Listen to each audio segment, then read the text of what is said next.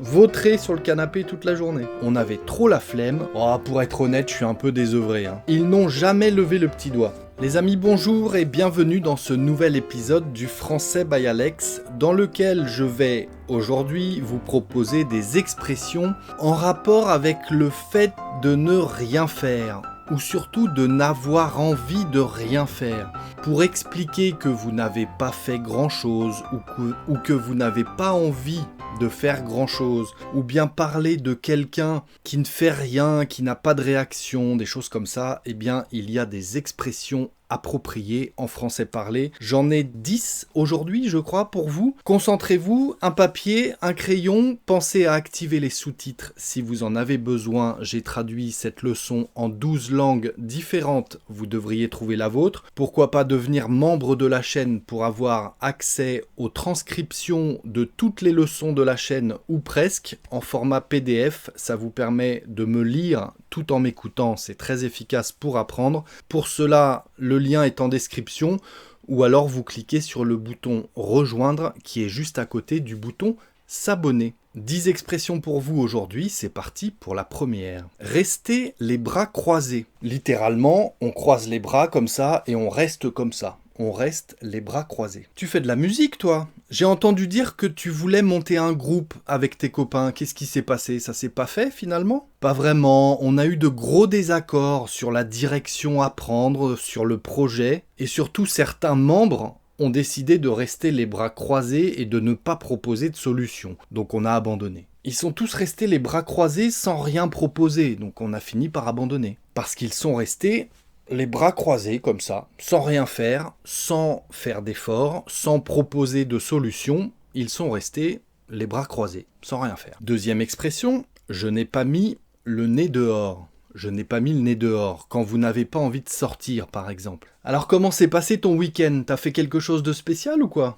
Pas vraiment, en fait j'ai passé le week-end à la maison, il faisait froid dehors, il pleuvait quasiment tout le temps, du coup j'ai pas mis le nez dehors. J'ai pas mis le nez dehors, je suis resté à la maison. C'est du français parlé, je n'ai pas mis le nez dehors, je ne suis pas sorti. C'est exactement ce qu'il faut comprendre, je ne suis pas sorti, je n'ai pas mis le nez dehors. Et ça montre un petit peu le manque de volonté de sortir, si vous voulez, l'envie de ne pas faire grand-chose. La troisième expression, un petit peu dans le même genre, rester cloué à la maison. Rester cloué à la maison. Cloué comme un clou. Vous savez, un marteau, un clou, c'est cette petite chose qu'on va planter dans un mur ou dans une planche de bois, par exemple. Dans le mur pour accrocher un tableau, peut-être, on va planter un clou. Donc rester cloué, ça veut dire fixé à la maison sans pouvoir bouger, un petit peu de manière forcée finalement. Alors comment se passe ta convalescence après ton opération? Est-ce que tout se passe bien? Oui, enfin franchement, c'est un petit peu ennuyeux. Je dois rester cloué à la maison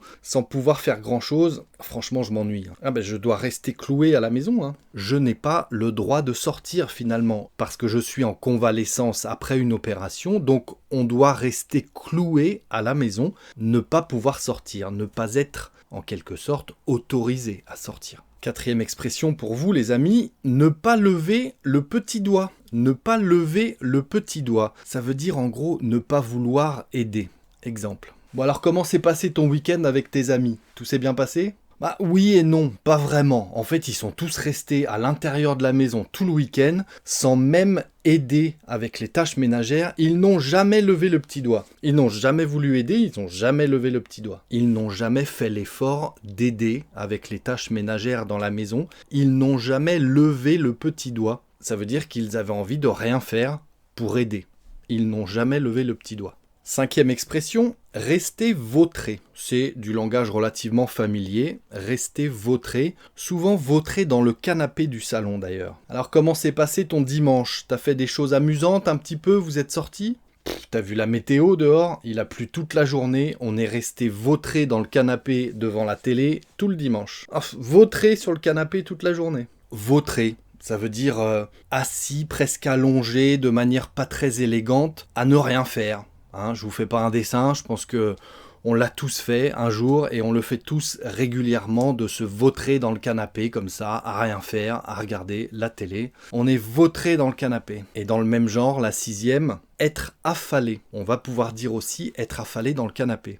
Alors cette soirée hier, vous avez fait quelque chose ou pas plus que ça? Que dalle, rien du tout, on est resté affalé dans le canapé toute la soirée. À vrai dire, on a regardé des séries sur Netflix en mangeant des chips. On est resté affalé dans le canapé toute la soirée.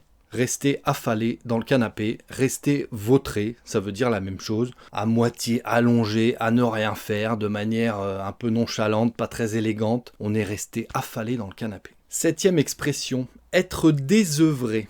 Être désœuvré, ça veut dire pas très actif en soi, pas très volontaire pour faire des choses. Alors dis-moi, comment se passent tes vacances? Pour être honnête, je suis un peu désœuvré. J'ai pas grand chose à faire et je ne sais pas trop comment occuper mon temps.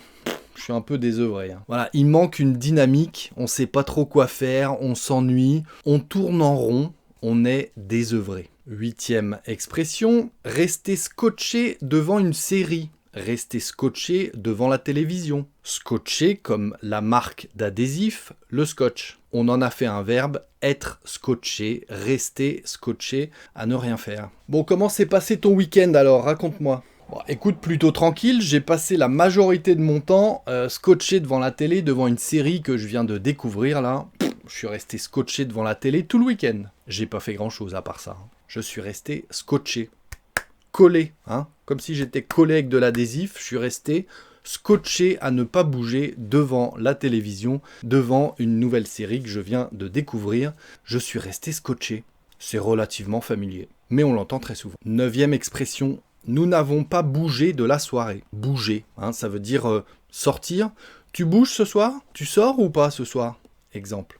Bon alors ta soirée d'anniversaire avec tes amis, est-ce que ça s'est bien passé, dis-moi? Franchement, c'était super, on s'est trop marré. Bon, on n'a pas bougé de la soirée finalement, on est resté à la maison à faire des jeux de société, à boire des coups, tout ça. On n'a pas bougé, mais franchement, on s'est bien marré. On n'a pas bougé, ça veut simplement dire sortir. Sortir en ville, dans un bar, au restaurant, au cinéma, dans ce sens-là, sortir. On n'a pas bougé, ça veut simplement dire sortir. On est resté à la maison. Et la 10e et dernière expression du jour, avoir la flemme. J'ai la flemme. J'avais une flemme. La flemme, c'est la paresse. Être paresseux, pas motivé du tout. Bon, alors samedi, comment ça s'est passé finalement ta journée? Franchement, j'avais une flemme samedi, je n'ai rien fait. On avait trop la flemme, moi je suis resté à la maison tranquille à faire un petit peu de bricolage, mais j'avais une flemme, j'avais envie de rien faire. J'avais une flemme. J'avais la flemme, ça veut dire je me sentais paresseux, j'étais pas du tout motivé à faire quoi que ce soit. J'avais la flemme. C'est du langage familier, mais vous pouvez l'utiliser, ça me choque pas. En tout cas, on peut l'entendre parfois, avoir la flemme, j'ai la flemme.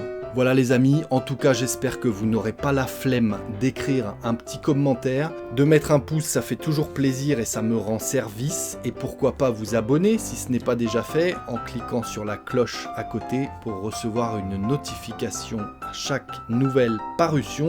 Merci encore de votre fidélité et si vous en voulez encore, je vous invite à me suivre dans cette leçon. À très bientôt les amis, ciao.